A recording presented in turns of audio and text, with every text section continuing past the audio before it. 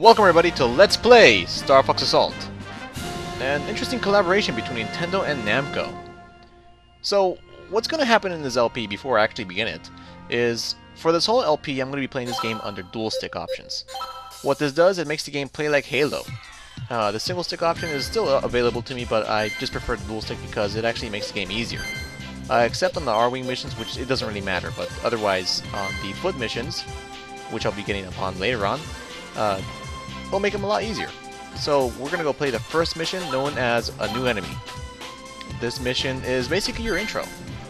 So I hope you guys enjoy this new cutscene, and we're off.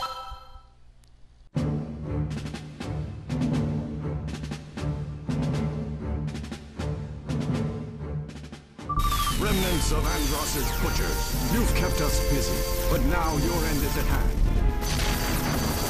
No quarter! Show these dogs we mean business! All ships, battle formation V.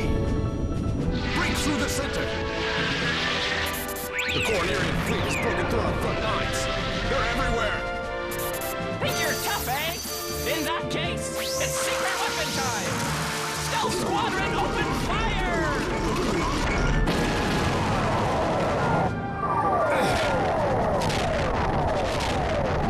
Stinking ape! We underestimated the strength of his reserves. Detecting gate transmission outside the combat sector.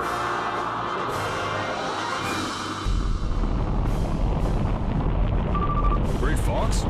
Command! This is Star Fox team!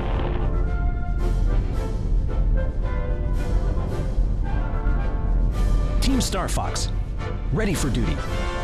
Leave these losers to the pros. We'll beat them in no time.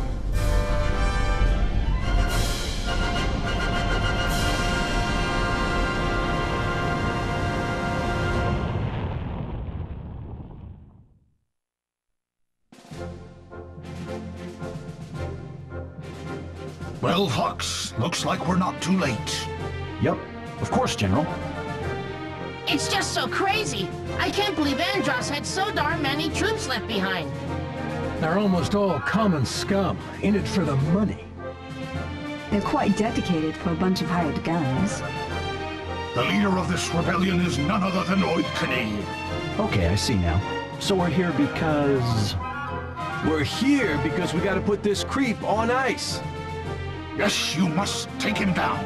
I'm counting on you. Now, get prepped and go. Let's go, team.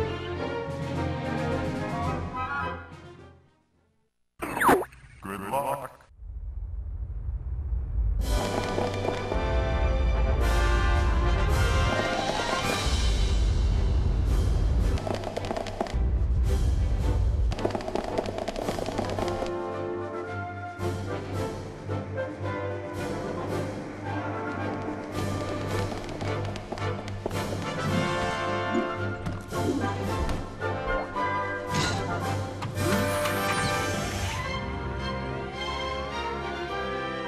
Communications line, green. Oikonee's no pushover, so be careful out there. Left line raised. The outcome of this battle hangs on you, team. Are you all ready? Launch all ships.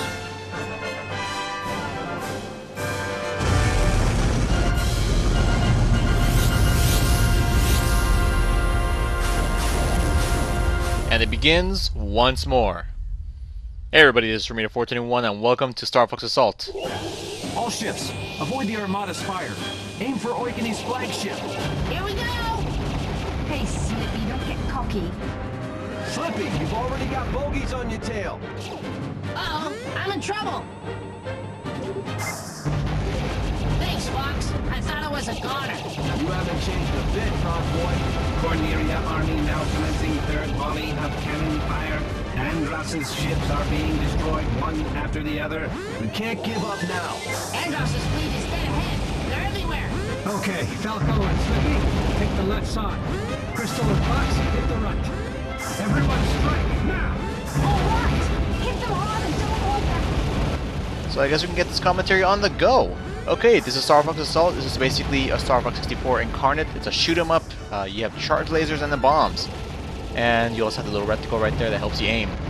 Sadly, this game doesn't have a first-person mode, which kind of bites. I really want to do that. I really would have liked to show that off because I actually, personally, in my opinion, I prefer that. And also, anybody who's also a Star Fox 64 warrior or veteran or some of that sort will actually know that this game feels way different. And why is that? Because the game actually added momentum to your ship when it's flying around. Or in this case, people in the game actually call it directional influence. I don't want to go into terms of competitency here, but this game actually has a pretty hardcore competitive background as well for some reason.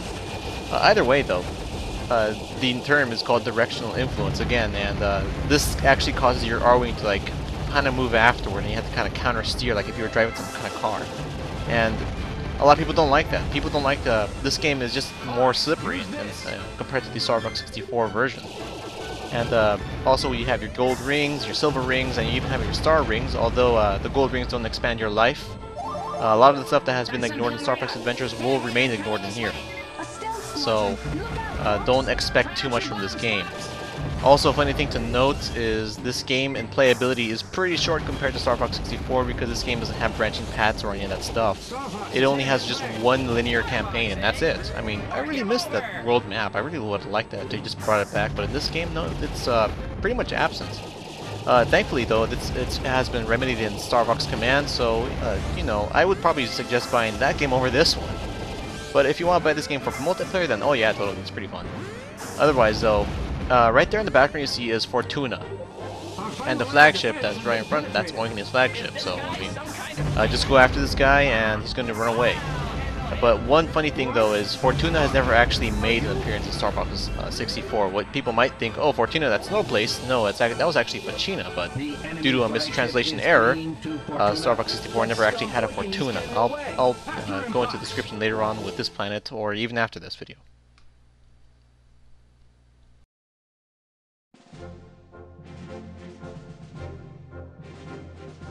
Welcome to Fortuna, the Rainforest planet.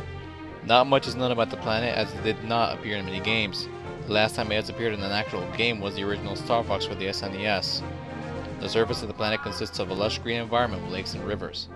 The planet is very hot and humid. It is assumed that Cornerians do not inhabit this planet because Oinkiny was able to build a base there. Either Corneria is far from here or the planet's native inhabitants are dangerous. Fun fact! Fortuna never made an actual appearance in Star Fox 64. What we actually saw was Fachina called Fortuna due to a translation error.